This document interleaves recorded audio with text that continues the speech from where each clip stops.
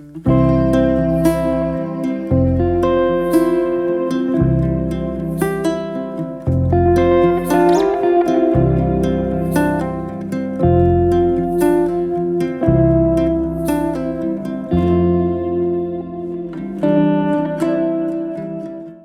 meus amigos e amigas, meus irmãos, minhas irmãs, que estão estudando esse livro, Evolução em Dois Mundos. Então, nós estamos iniciando o nosso segundo estudo e vamos hoje já passar para o primeiro capítulo do livro. São informações importantíssimas que nós vamos orientando rapidamente, porque, como disse a vocês, é preciso que vocês também estudem. Nós estamos aqui, já fizemos nossas pesquisas e temos aqui o amparo também de algumas anotações para que a gente possa estabelecer com vocês uma parceria bem interessante dentro do estudo deste livro, certo? Então, vamos começar a estudá-lo a partir, né, das suas indicações aqui dos slides que nós vamos apresentar para vocês, que são slides que foram programados, projetados para fazerem parte, né, desse nosso estudo. Bom, então vamos começar aqui apresentando esse primeiro slide aqui, olha, que é o slide de abertura do nosso estudo. É a primeira parte, capítulo 1, estudo 2/28, fluido cósmico. Onde estamos e o que nos cerca. André Luiz vai começar o estudo do livro falando do macro. Então, ele vai dizer do macrocosmos. Porque, à medida que o estudo for evoluindo, ele vai trazendo para o microcosmos. Primeiro, ele mostra uma dimensão maior, que é a que nós vamos fazer hoje no nosso estudo, e depois ele vai trazendo para uma dimensão menos, bem micro mesmo, quando chega ali nos reinos aí de vírus e de outras substâncias, como células invisíveis, certo? Bom, vamos lá. Então, neste estudo, nós vamos encontrar o seguinte: plasma divino, tá? Cocriação em plano maior, impérios estelares, nossa galáxia, forças atômicas e luz e calor. Então, serão esses 6 tópicos a serem estudados no nosso programa de hoje. Vamos passar um por um. Como diz a vocês, tem também que vocês fazerem as suas pesquisas. Vamos pegar, então, o plasma divino. Vamos ver o que seria isso. Ele vai dizer o seguinte, que o plasma divino é o hausto de Deus, ou seja, o fluido emitido pela respiração do Criador. Ou seja, Deus, na sua existência, ele cria meios para que toda a sua criação exista também. E essa criação vai existir nesse hausto dito por André Luiz. Ou seja, nesse respiro de Deus, é uma imagem que ele cria, que ali se formam as necessidades que a criação terá, como nós veremos mais à frente, tá? Então, neste elemento primordial, o hausto, vivem as constelações, os sóis e os seres de toda a espécie. Vamos imaginar, então, um mar. Então, o mar seria esse fluido, né, trazendo para o nosso conhecimento aqui da Terra. Então, o mar seria esse grande fluido, e ali no mar não vivem várias coisas, várias espécies, várias situações dentro do mar. Assim também seria o universo, esse grande, esse mar imenso, né, onde as coisas vivem. Na Bíblia, no livro Gênesis, que é o primeiro livro, quem escreveu a Bíblia vai dizer o seguinte, que Deus separou as águas de cima das águas de baixo. Isso lá no início, na criação. O que significa isso? Que a Terra, então, ela foi compactada através do fluido, desse plasma, e aí separaram, né, esse fluido, que é o do fluido do universo, com os fluidos próprios da Terra. Ou seja, já na Bíblia já se encontra essa informação. O que seria, então, esse fluido cósmico universal, né? Então, ele é a matéria elementar, primitiva, da qual as modificações e transformações constituem a inumerável variedade de corpos da natureza. Esse é o fluido cósmico universal, que nós já conhecemos aqui, né, na doutrina espírita, e já sabemos porque Allan Kardec falou sobre ele, né, no livro A Gênese, e então é esse fluido, essa essência de Deus, onde tudo se transforma. Então, nesse fluido, você tem as possibilidades da partícula, dos átomos, e depois das moléculas, das substâncias, isso pela frente, que surge desse fluido, né? Então, no estado de eterização, o fluido cósmico não é uniforme, ou seja, quando ele não está compactado em torno de uma matéria, de um objeto, por exemplo, você pega um objeto, ali ele está compactado. Agora, fora dessa compactação, como o ar que a gente respira, ele não é uniforme, ele flutua, é como ondas. Tem para os espíritos uma aparência tão material quanto as dos objetos tangíveis para os encarnados. O que ele diz? Que para os espíritos desencarnados, eles conseguem ver esse fluido de uma maneira natural, como se fosse algo que nós vemos aqui como encarnados, algo da matéria. Então, ele é visível para os espíritos desencarnados e, claro, dentro da sua evolução, dentro da sua condição. Então, a solidificação da matéria, em realidade, não é senão um estado transitório do fluido cósmico universal. Você pega qualquer objeto aí na sua casa e você vai ver que ele é a solidificação do fluido cósmico universal. Por exemplo, quando ele se desfaz, e vamos aqui um exemplo bem interessante, que é bem simples, e com ele você pode associar outros exemplos. Você pega uma pedra de gelo aí da sua geladeira, ele está em estado sólido, você põe essa pedra numa panela, põe em fogo embaixo, lá no fogão, e ele vai tornando-se líquido. E dali a pouco ele evapora, certo? E some. Desaparece aquela pedra pesada, aquela pedra sólida. Assim é essa mesma possibilidade que o fluido cósmico tem. Ele se compacta, vira um objeto, vira algo que você toca e depois ele desaparece. Por isso que nós sempre temos que pensar que essas coisas que nós temos nas nossas casas, a televisão, a geladeira, micro-ondas, fogão, sofás, camas, isso tudo é a materialização, a aglutinação desse fluido cósmico e que está ali para te servir, para nos servir. Mas que um dia retornará ao universo, porque tudo vai se transformando, vai se desfazendo, certo? Bom, continuando aqui. Aí, minha gente, seria mais ou menos uma pequena informação do como seria esse fluido cósmico. Então, uma hora, ele é onda. A gente percebe aqui, ó, tá vendo? As ondas aqui, olha. Uma hora ele é onda, tá? Então, ele vai formando essas ondas assim. Mas, por uma ação do espírito, ele pode se transformar em partículas. Está vendo as partículas?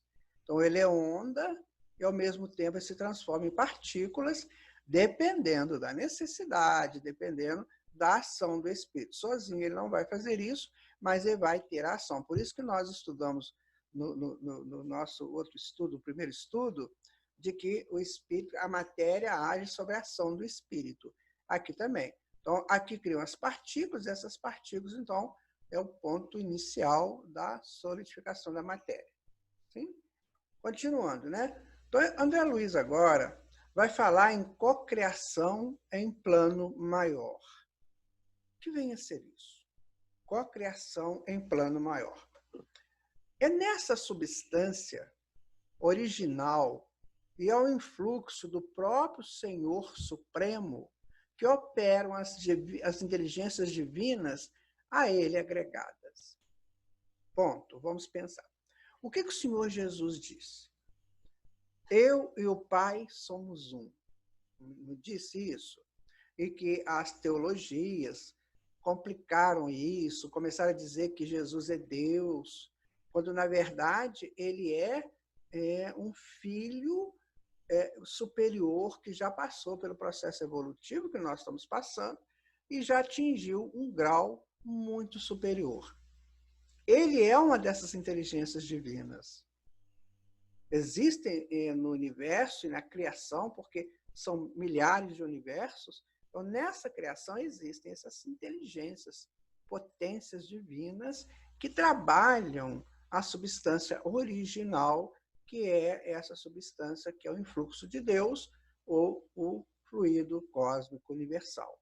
Então, eles trabalham ali porque eles têm toda uma evolução já realizada. Por isso é que ele falou que para a gente, olha, vocês são deuses, vocês podem fazer o que eu faço e muito mais. Ou seja, vocês também têm em vocês todo o potencial para chegar aonde eu cheguei. Mas é preciso que você lute por isso, que você queira isso. Continuando, então, essas inteligências gloriosas tomam deste plasma, né, dessa respiração de Deus, e convertem-na em habitações cósmicas, de múltiplas expressões, gaseificadas ou sólidas, né, obedecendo a leis predominantes que duram milênios, desgastando-se, transformando-se. Ou seja, eles criam planetas, criam estrelas, eles criam galáxias e outras coisas mais que se criam no universo. Nós vamos falar nessas porque é que nós temos mais conhecimento e que temos mais informações. Eles criam esses orbes. Tudo isso é criado por essas inteligências supremas, ou inteligências divinas. Desculpa, eu falei errado, inteligências divinas. Supremo é só Deus. Eles criam, então, e ali aqueles orbes, eles vão atender a uma necessidade. Então, tem orbe que é presídio, tem orbe que é escola, tem orbe que é hospital, tem orbe que é plano de pesquisas científicas de alto porte. Enfim, cada um deles exerce uma função. A Kardec pergunta, no Livro dos Espíritos, se esses orbes são todos habitados. Então, eles dizem que são, foram ou serão habitados. Então, isso está sempre em transformação. Por quê? Essa aglutinação da matéria, ela tem um ciclo também.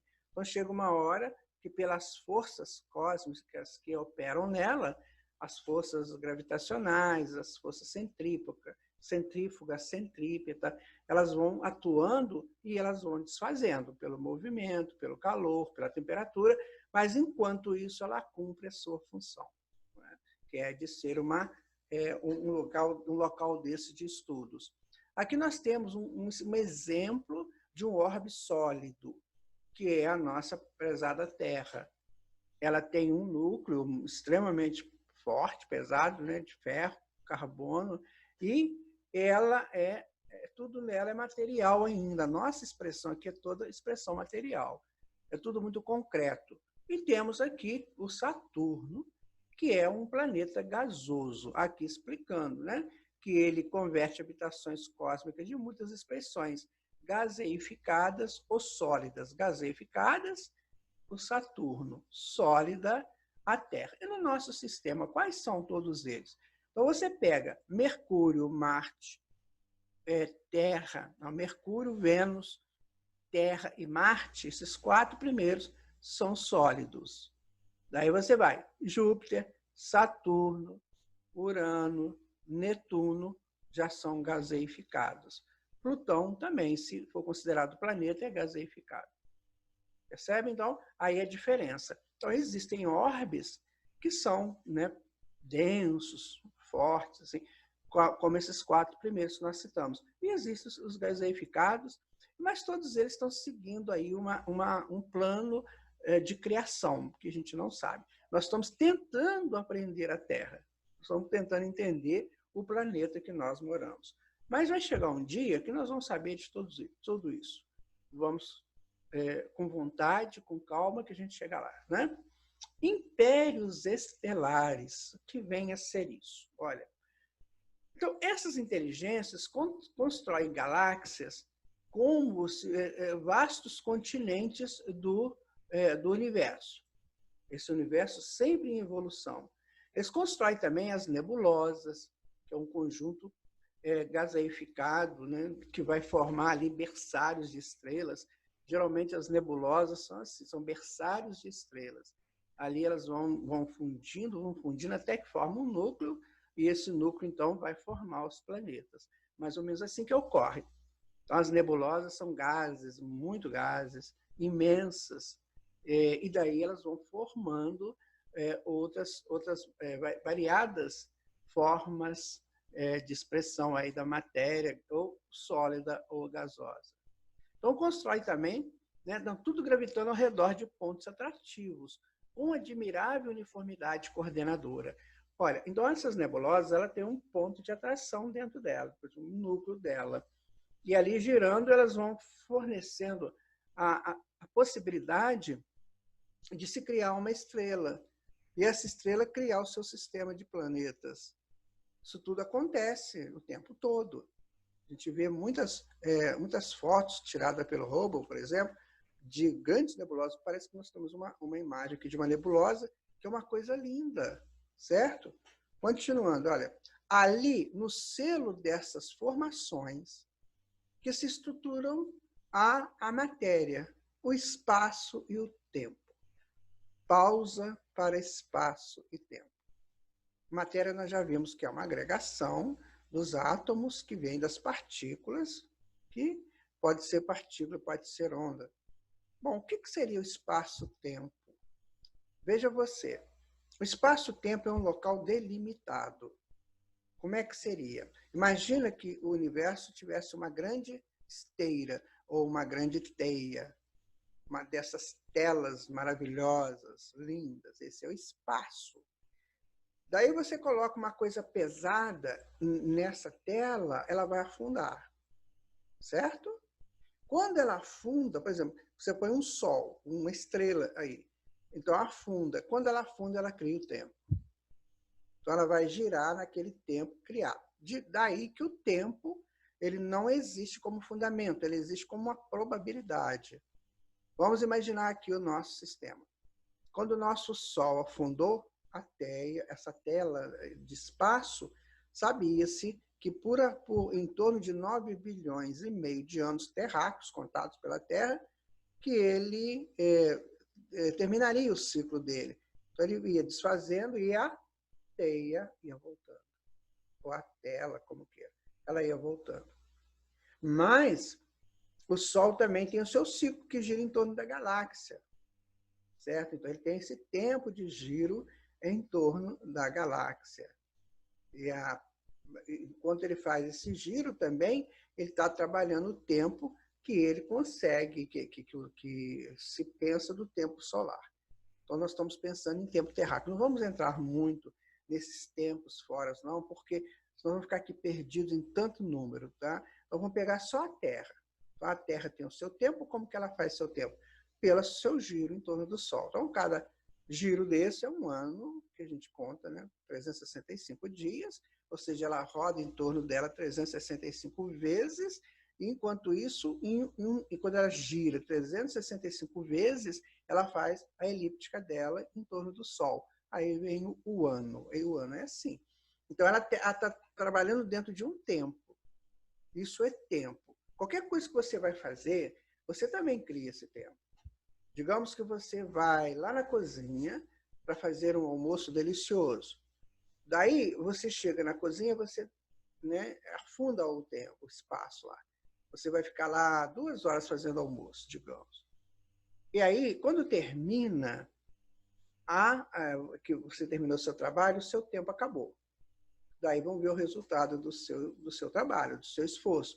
Como é que foi o almoço? Foi legal? Foi bom? Todo mundo gostou? Você gostou? Então, aí é o resultado do tempo que você criou. Então, nós criamos tempo o tempo todo. Percebem? Eu vou estudar, por exemplo. Então, eu criei um tempo. Quando eu termino esse tempo, o que de síntese que eu tiro dele? Porque toda essa síntese vai para a atmosfera. Jesus falando com a mulher pecadora, sabe aquela mulher que queriam jogar pedra nela? À noite, essa mulher procura Jesus. Aí Jesus diz para ela uma coisa, ela pede, né, ajuda a Jesus, enfim. Então, Jesus conversando com ela diz assim, que geralmente não, que a pessoa que comete adultério, ele fere o organismo social. Daí você vai pensar, o que é isso? Exatamente, porque ela criou um tempo, o tempo dela era para cometer o adultério, concorda? Quando termina o processo lá do adultério dela ou dele, o que vai acontecer? Essa coisa vai para a substância superior da atmosfera, que vai juntar no campo morfológico da sociedade e vai perturbar esse campo morfológico. Por quê? Porque a ação foi negativa, foi contra as leis de Deus. Viu como é que a gente tem que ter muita responsabilidade com o tempo? Não se pode brincar com o tempo. Um tempo criado, ele nos torna responsáveis pela nossa ação nesse tempo criado. Então, tem o tempo da reencarnação, tem o tempo da infância, da juventude, da maturidade, do envelhecimento, né? Da senectude. São tempos. O que a gente está fazendo nesses tempos? Então, continuando aqui, ali no selo dessas formações que se estruturam a matéria, o espaço e o tempo renovando-se sempre, oferecendo campo ao progresso do espírito. Então, esse espaço que nós estamos ocupando hoje no nosso sistema solar, esse espaço um dia ele vai voltar, né, a ficar sem o tempo.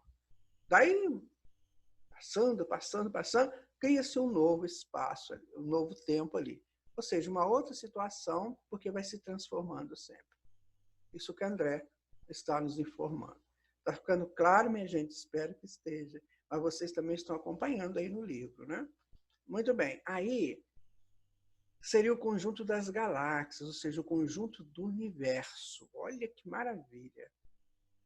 São mais ou menos aí umas 400 bilhões de galáxias, 300, 400 bilhões de galáxias, com mais ou menos 200 a 300 bilhões de sóis, e fora os que tem aí, né, os nebulosas e outras coisas que a gente não sabe, buraco negro, buraco de minhoca, tudo isso é da astronomia, nós não vamos entrar nesse campo, porque o André Luiz não fala nisso. Nós vamos falar, somos mais fiéis ao livro. Aqui nós temos, olha que lindo uma nebulosa, gente. Parece uns ursinhos conversando, não parece?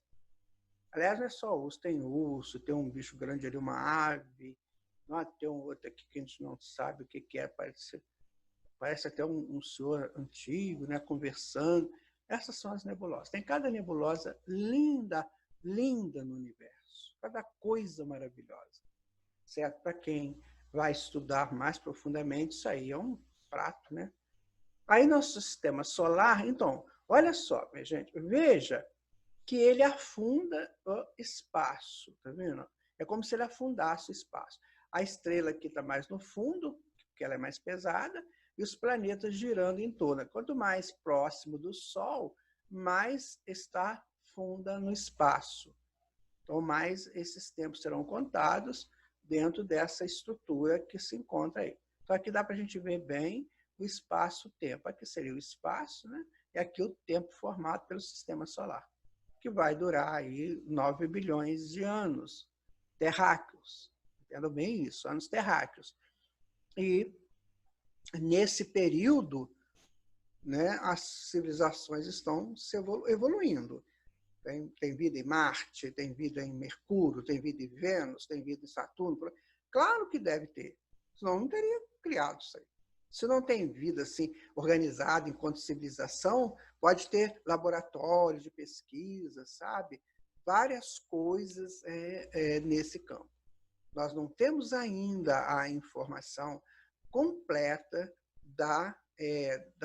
de como funcionam as coisas, mas temos toda essa possibilidade de imaginações.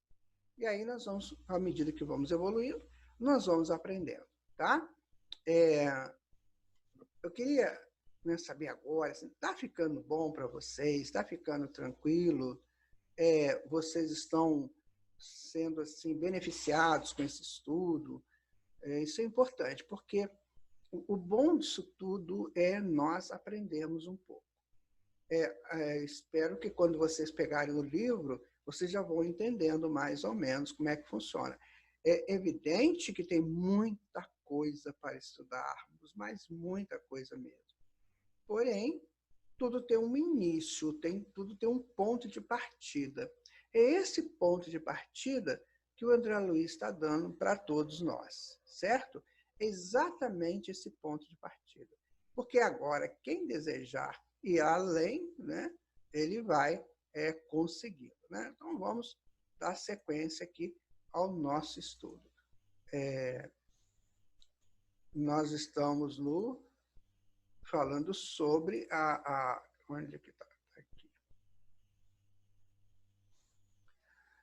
Dos impérios estelares. É exatamente isso. Nós estamos falando aqui dos impérios estelares, falando aqui dessa amostra do que é o espaço-tempo. Quando a gente lê o livro O Universo numa Casca de Nós, do Stephen Hawking, ele fala muito sobre isso, ele faz figuras interessantes lá para explicar essa coisa do espaço-tempo. Bom, impérios estelares, também vamos encontrar isso aqui no livro do Evolução em Dois Mundos, como um subtítulo do primeiro capítulo, certo? Bom, cada galáxia, como cada constelação, guarda uma força centrífuga própria. Vamos entender o que é isso. Você tem um núcleo, certo? Então, a força centrífuga significa fuga do centro, por isso centrífuga. Ela está fugindo do centro, é uma força que puxa os corpos para fora do centro. E tem a outra força centrípeta, que puxa os corpos para o núcleo. Então, uma força puxando para lá, outra força puxa para cá. Então, puxa. Só que elas têm um equilíbrio assustador, de tão perfeito, que elas equilibram aqui. Então, essas forças é que fazem esse equilíbrio lindo dos astros. É a centrífuga com a centrípeta. Okay? Então, cada galáxia, quanto cada constelação, guarda uma força centrífuga própria e controla a força gravitacional, certo? Com determinado teor energético apropriados a certos fins. Veja bem, a força centrífuga da Terra, ela está no nível tal que nos garante a vida como nós temos. Se nós tivéssemos um ângulo a mais ou a menos, a gente não poderia viver aqui, porque não receberíamos os raios caloríficos ideais do Sol, nem o calor, nem a fortaleza do próprio Sol dando para a Terra, nós não teríamos. Então, tem que estar no espaço direitinho. Mercúrio é outro espaço, é outra conotação. Então, os engenheiros siderais, eles calculam isso tudo e pelo tamanho da estrela, do tamanho do planeta, eles fazem essas forças se equilibrarem. É maravilhoso. E a gente vai chegar lá. Todos nós vamos chegar a esse conhecimento profundamente um dia. Né? Então, a engenharia celeste, feita por esses cristos, ela equilibra a rotação da massa, né? Que a massa tem que rodar, porque senão ela desfaz, né? Harmonizando energia e movimento. Exato. Ela vai girar e a energia vai ficar ali harmonizada dentro do movimento, criando magníficas florestas de estrelas, cada uma transportando planetas constituídos ou em formação. Ou seja, a criação é uma fábrica de coisas que nós chamamos de astros, nebulosas, caminhos, não sei. Então, essa é a criação. Não tem nada parado, percebem? Não existe canseira, não existe nada disso. Existe movimento. Então, quando nós estamos aí vendo as cidades em movimento, a gente observa que está mais ou menos copiando esse grande movimento do universo. Então, tudo está em movimento. Tudo, tudo, tudo. Nada parado.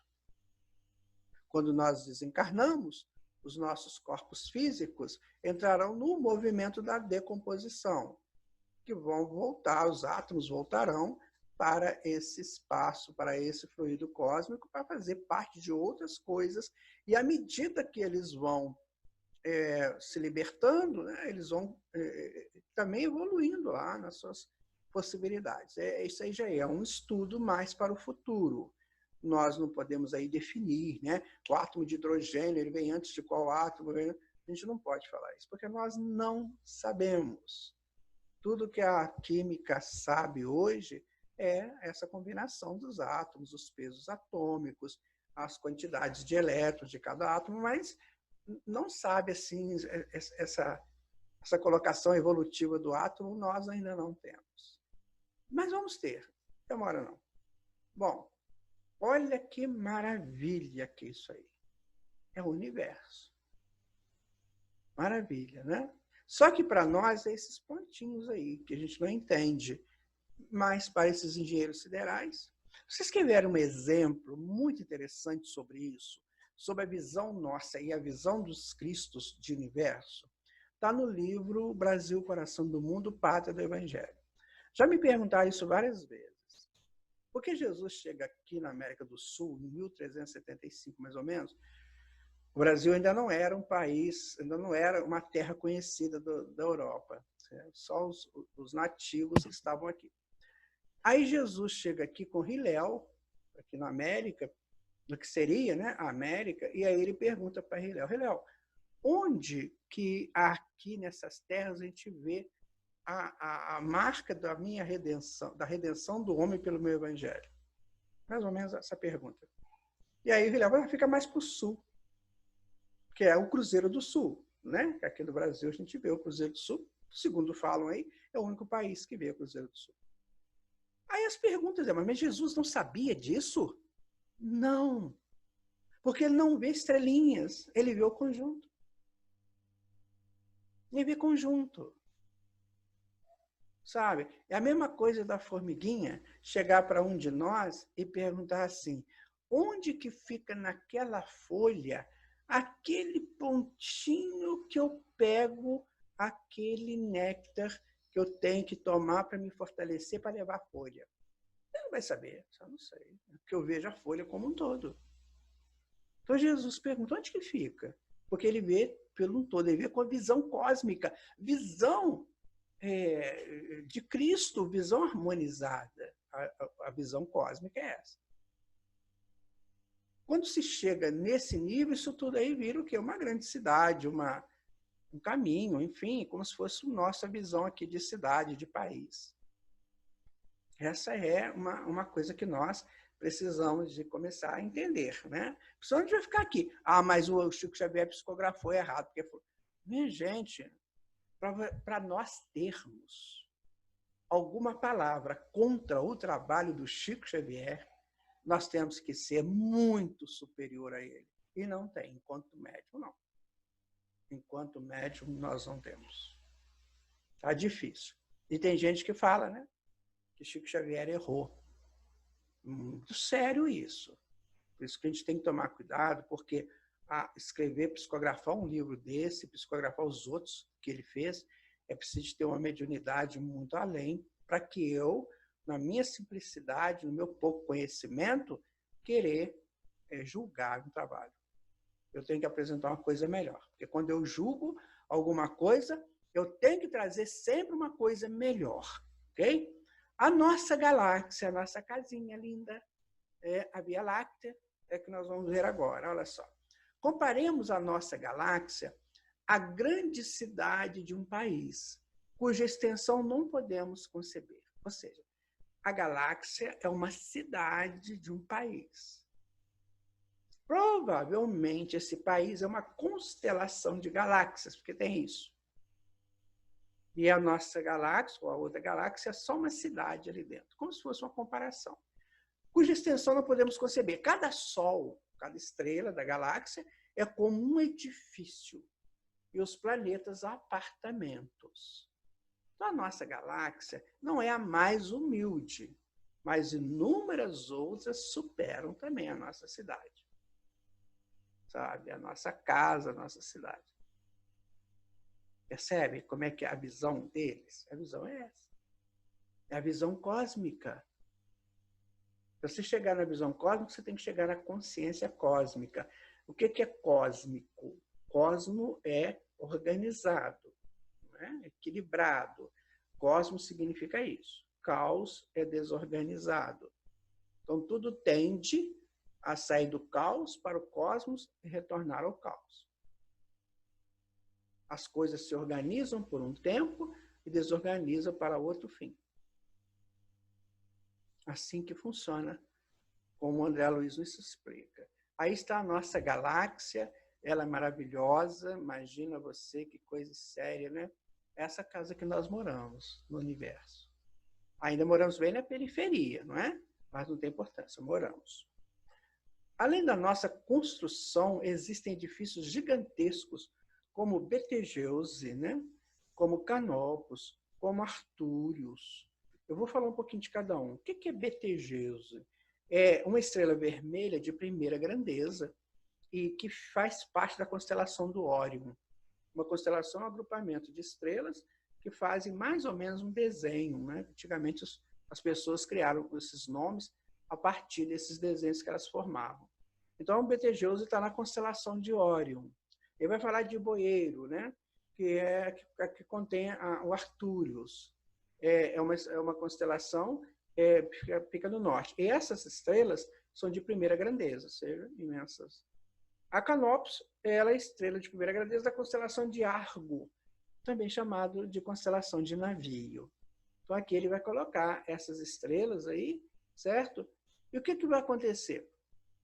Se nós formos atravessar nossa galáxia aqui de ponta a ponta, fazer esse trajeto aqui, ó, a gente tem que viajar na velocidade da luz.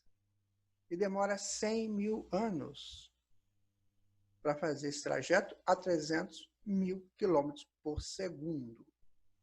Demora um pouquinho. Mas tem uma coisa boa. Há uma informação dos egípcios que o pensamento viaja a 8 milhões e 100 mil quilômetros por segundo. Bem superior à da luz, que é 300 mil. Nossa, é 8 milhões. Então, provavelmente, à medida que os espíritos vão evoluindo, né, eles vão atravessando isso aqui rapidinho. O pensamento, eles estão aqui, já estão aqui. Porque o pensamento viaja muito mais rápido. Bom, isso aí é para o futuro. Só estamos passando essa informação para que a gente possa começar a perceber que o universo é possível de ser transitado nele. Claro que é possível, senão Deus não teria feito assim. Tem pessoas que falam assim, nossa, eu gasto 100 mil anos, mas como é que vai ser? Eu não vou viajar à velocidade da luz? Não. Você não vai viajar na velocidade da luz, você vai viajar muito superior à velocidade da luz, pelo seu pensamento. Certo? Continuando. Forças atômicas. Claro que atômico vem de átomo. Okay? Então, o que seriam essas forças atômicas? Os mundos criados para o desenvolvimento dos espíritos, ao influxo dos tutores espirituais, são acalentados por irradiações luminosas e caloríficas, além de outras forças arrojadas do espaço cósmico, forças essas que lhes garantem estabilidade e existência. Ou seja, os átomos emitem luz, emitem calor. E como eles vão se juntando, Isso vai formando muita luz e muito calor e muita estabilidade entre eles. Engenharia celeste. Ao influxo de quem? Dos grandes espíritos que trabalham nessa engenharia, os tutores espirituais. Os átomos já são resultado de um trabalho preliminar, de partícula, de onda, partícula. Tem aquele átomo que a gente estudou, o átomo térrimo, que é um átomo primitivo, vai depois formar o átomo mesmo, prótons, nêutrons, elétrons. Existem já alguns estudos bem aprofundados em cima disso. Aliás, muitos estudos.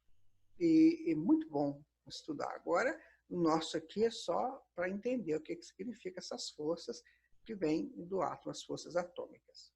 Bom, temos assim a luz e o calor teoricamente nascidas dos átomos. Luz e calor nascem do átomo. Eles, supridos de energias, né? Porque eles estão girando constantemente, próton, nêutron, elétron, tudo girando, girando, girando, e quando gira muito, o que acontece? Que gira calor. E a luz provavelmente sai daí. Excitados na íntima estrutura despendem ondas eletromagnéticas. Vejam que tudo tem uma razão. O quê? É movimento. O movimento, então, gera a luz, gera o calor. E geram as ondas de eletricidade e ondas de magnetismos. Então, a onda eletromagnética. Continuando, aí está um átomo. Quem sabe a gente vai ver esse átomo, então não demora muito. Lá no plano espiritual, aqui na Terra está difícil. Mas lá no plano espiritual, a gente vai ver um átomo. Olha que delícia que é ver um átomo. É isso aí. Essa coisa brilhante, bonita, fornecendo luz e calor. Não é assim que o Sol faz conosco? Não fornece luz e calor? O que é o átomo? O átomo é um protótipo do Sol. E os elétrons, porque ele tem um núcleo, que seria o Sol, e os elétrons, que seriam os planetas. Então, isso tudo girando fornece isso aí. Viram como é que é importante isso aí do átomo? Antigamente, a gente estudava que o átomo era a menor parte visível da matéria, né? Hoje já não é mais. Hoje a gente já sabe de partículas e já sabe de ondas. Okay? Olha que lindo esse átomo, gente. Isso aqui, claro que é uma representação, né? Não se vê o átomo. É uma representação, mas seria o núcleo aqui, ó, e os elétrons girando de uma maneira fantástica em torno dele. Aí tem elétron que escapole, vai para outro átomo, tem outro átomo, outro elétron que vem para cá. É uma gigantesca, uma mecânica absurdamente perfeita, que vale a pena estudar. Por isso que se encanta os pesquisadores. Tem pessoas que ficam loucas com isso. Quando começa a estudar isso aí, meu Deus do céu, eu não sabia disso antes. E isso estimula também o nosso estudo.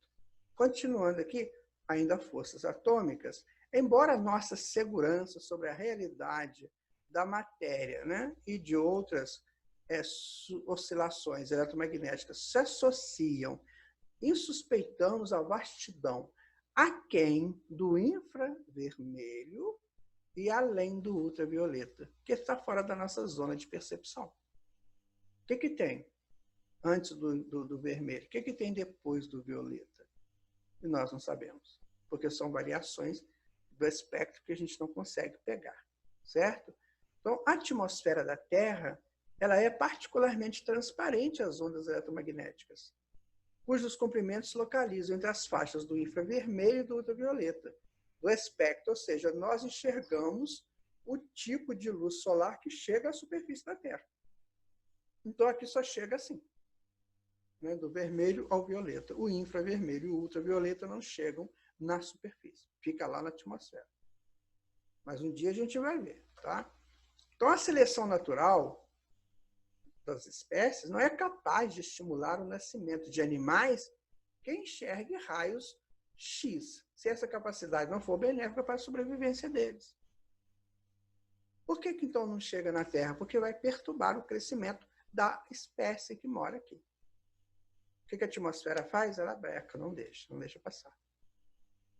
Isso tudo é maravilha. Por quê? Isso tudo é uma engenharia em todos os ângulos e âmbitos. Só vai chegar para nós aqui aquilo que for realmente benéfico para a nossa evolução. Quando a gente estuda a psicodinâmica das coisas, a filogenética e a ontologia das coisas, vocês ficam assustados de ver a beleza que é a luz dentro do projeto da evolução das espécies. Por exemplo, vou dar um exemplo do musgo. O musgo, ele tem uma cor, né, interessante, que é uma cor que adapta os micro-organismos ali a já sair um pouco daquela questão da água para começar a vir para a terra. Então tem aquela cor musga, aquela cor meio fechada, e assim sucessivamente. Amarelo, uma cor de transição, sabe? Por isso que o amarelo dá bem com o vermelho, né? Como se fosse o vermelho, depois evoluía para o amarelo. Isso faz parte da evolução também das espécies. Lindo esse estudo, mas isso é para outra hora, né? Aqui está, minha gente. O que tem, né? Antes do vermelho, a gente não sabe. O que tem depois do violeta, a gente também não sabe. Nós ficamos fechados nesse ciclo aqui. É por enquanto que nós podemos. Agora, é claro que existem estudos muito avançados. Se você interessar, né, procurar alguém para passar, eu tenho até nome de pessoas que fazem esses estudos. Bom, o nosso prezado André Luiz vai fazer uma confissão muito interessante aqui. Olha, confessamos com humildade que não sabemos ainda, principalmente no que se refere à elaboração da luz. Qual a força que provoca a agitação inteligente dos átomos, compelindo-os a produzir irradiações capazes de lançar ondas no universo com a velocidade de 300 mil quilômetros por segundo? O André Luiz está dizendo, eu não sei, ainda não sei. Qual é essa força que faz com que o átomo, né, faz essa agitação e tal, ou que faz essa agitação dos átomos que fazem lançar uma onda, aí, partículas de fótons que vão viajar a 300 mil quilômetros por segundo. André Luiz, na época, 1958, que esse livro, vai dizer que não sabia. Provavelmente hoje ele sabe. Mas, mesmo que ele souber, não vai dizer. Sabe por quê? Porque isso é pesquisa do homem. O homem tem que pesquisar. Por isso que eles limitam bastante as informações. Eles não passam quase nada para a gente. Isso que eles passam é pouquíssimo. A luz é um modo de movimento como o calor. E há tanta luz no espaço à meia-noite como ao meio-dia. Isto é, as mesmas vibrações etéreas atravessando a imensidão dos céus. Esse é do Camille Flammarion, um grande astrônomo do século XIX, no livro A Morte e Seu Mistério. Sério, né? Então, as ondas estão aí no universo. Tem um texto que eu li certa feita, atribuído a uma fala de Jesus, que ele disse assim, o céu é infinitamente azul, que é a frequência do céu, a frequência da espiritualidade. O azul é a frequência da espiritualidade. Okay? Olha que lindo, gente. Isso é uma explosão de luz, né? Imagina. Uma explosão de luz.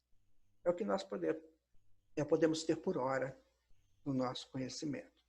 Ainda forças atômicas, na produção do calor, a produção do calor se faz pela eletricidade, que é a corrente elétrica é um movimento de elétrons em circuito, e ao se moverem, chocam com os átomos de fios do circuito, transformando a parte de sua energia cinética, que é a energia do movimento, em calor.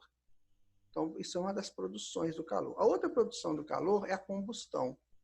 A combustão ou queima produz calor. Então, quando um objeto queima, seus átomos combinam com átomos do oxigênio do ar, numa reação química que libera energia em forma de calor.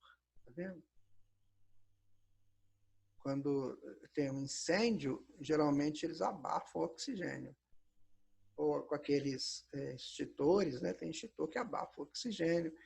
Né? Se está pegando fogo, geralmente você fala assim, põe uma coisa, põe uma coberta, põe uma coisa mais forte, não deixa o oxigênio entrar, porque aí acaba a combustão. Sim? E a outra forma é a fricção, da forma de produção de calor.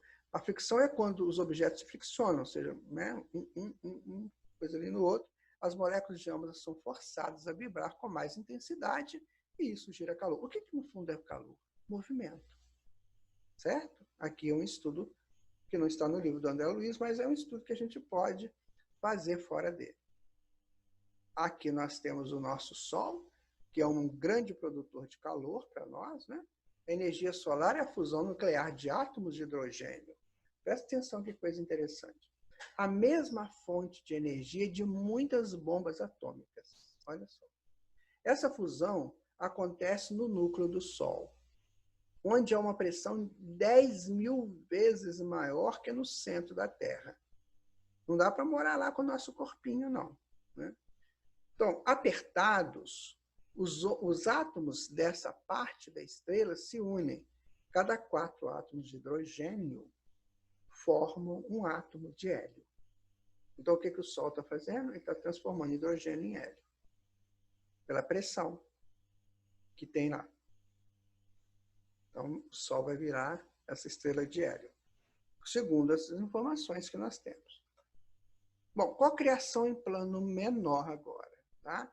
Nós estávamos falando cocriação em plano maior, e agora em plano menor. O plano maior a gente sabe que é pelos grandes engenheiros siderais, como nós vimos até aqui.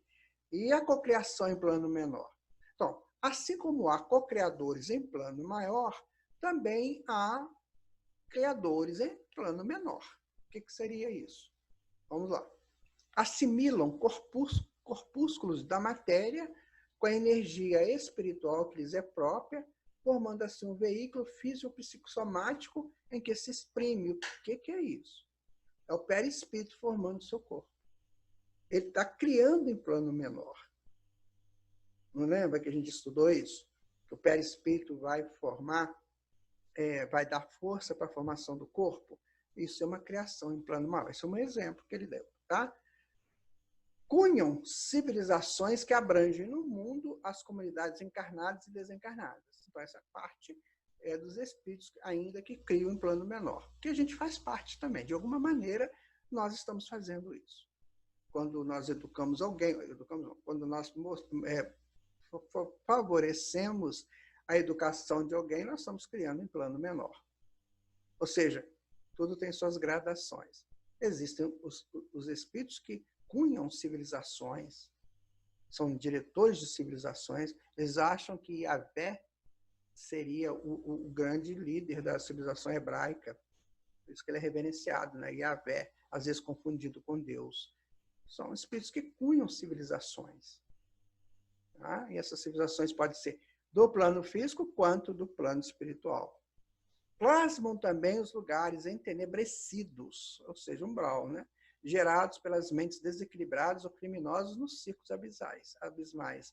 Então, eles criam tanto colônias espirituais. Quando você lê o livro Nosso Lar, ele vai explicar, né, que foi um grupo de portugueses que resolveram, né, criar a colônia Nosso Lar 200 anos atrás, né, como já tem algum tempo, uns 250 anos, e criaram o Nosso Lar. Então, são criações em plano menor. Eles não vão criar nada no cosmos, vão criar dentro de uma estrutura planetária, dentro das suas dimensões, né, do planeta.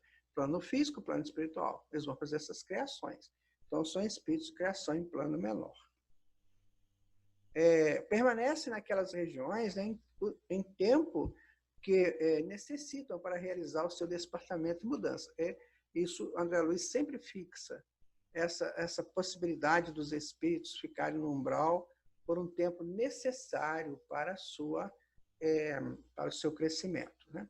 As forças mentais superiores modelam edifícios cósmicos e as inteligências menores modelam coisas de acordo com as suas capacidades. Certo? Perfeito. Não tem que explicar. A gente percebe logo. É uma questão de lógica. Okay? Na essência, toda matéria é energia tornada visível. E que toda energia é originária da força divina para interpormos nossos propósitos aos propósitos da criação. Ou seja, é um campo de trabalho. O universo é um campo de trabalho. E vamos trabalhar. Já tem gente cansada, não tem? Tem gente aí que faz uma coisinha, tem que ficar uma semana descansando. Pensa bem nisso. O fluido cósmico é a força em que todos vivemos, pois em Deus existimos, em Deus nos movemos. Está no livro Atos dos Apóstolos, capítulo 17, versículo 28. Veja como é que a Bíblia foi escrita por quem sabe, né? Então, recapitulando o nosso estudo 2, nós vimos, né, o plasma divino, que é a emissão do hausto de Deus, ou seja, da respiração do Pai. Vimos a cocriação em plano maior, que são esses grandes engenheiros siderais que criam massas e estruturas estelares, estruturas cósmicas, fantásticas, né? São esses grandes cristos que trabalham no universo. Os impérios estelares, ou seja, essa criação que eles fazem, que eles colocam para servir de algum objetivo que a gente pode não saber agora. A nossa galáxia, a nossa Via Láctea, composta de mais ou menos 200 a 300 bilhões de sóis, e esses sóis eles vão nos trazer, né, possibilidade de planetas para a evolução acontecer. As forças atômicas, né, calor e luz, são gerados ali nos movimentos com os átomos, e a luz e o calor, que é a consequência dessas forças. Esse foi o nosso estudo 2. Esperamos que a gente consiga, né, entender isso tudo. Foi o que nós pudemos passar dentro da nossa pouca condição. Aí você continua estudando. Aqui é o nosso recado final do nosso estudo. As mãos que hoje criam maravilhas cósmicas, um dia, lá muito longe, tomaram do hausto do Criador e criaram corpos e civilizações, assim como nós fazemos, ou como os espíritos da Terra fazem. Locais e ambientes diversos em pequenos mundos. Essa necessita ser a minha mão, co-criador em plano menor, para que eu me veja inteligente, harmônico, perfeito, belo e benevolente. Percebe a importância de sabermos isso? Nós não somos simples pessoas que estamos vivendo, vamos crescer e vamos morrer. Não, não somos nada disso. Nós somos espíritos preparando um futuro glorioso para nós. Vamos de novo?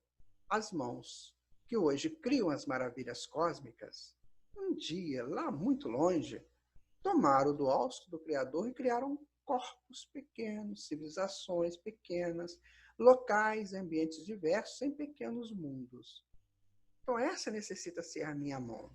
Eu preciso começar daí.